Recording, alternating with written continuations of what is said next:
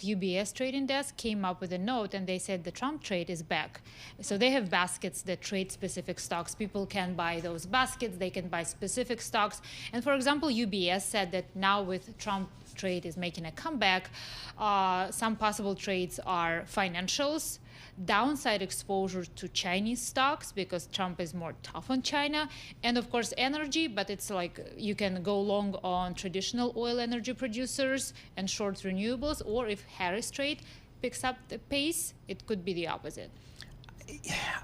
Again, I'm like Alex. I'd have no conviction either way here. I mean, do you talk to people out there in the marketplace that have greater conviction than maybe the polls would suggest? It's really because we were so prepared to cover election from the market's perspective, and it's really hard to do that because this time around it's really different. So look at hedge funds positioning. Usually they tend to sell stocks before the election.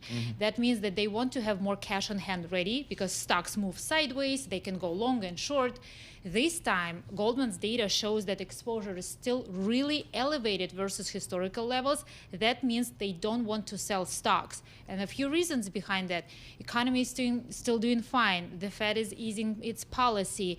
Earnings are still resilient. So they just don't want to sell stocks when they can possibly go higher. Well, it's also so interesting because you mentioned the Trump trade being long energy and then short renewables, and that was exactly the opposite of what actually happened when Trump was president. So like even though the policies may point one way for the equity market, it actually winds up changing. Remember, if you have favorable oil policies, they're going to, drill more oil, and then oil price goes down, and then the energy stocks also fall. So it's just not necessarily a one-for-one when something along that happens. So how are prime broker, how is the data shaping up in terms of positioning?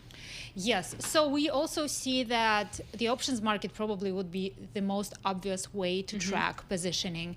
And we see that volatility is also elevated. However, some people who track this market really closely, they say that only 2 points of the VIX can be attributed to the election. The rest is other risks like geopolitics and stuff like that. So people are betting on the VIX curve as they expect volatility will move higher, or some specific options on, again, single stocks or ETFs around elections.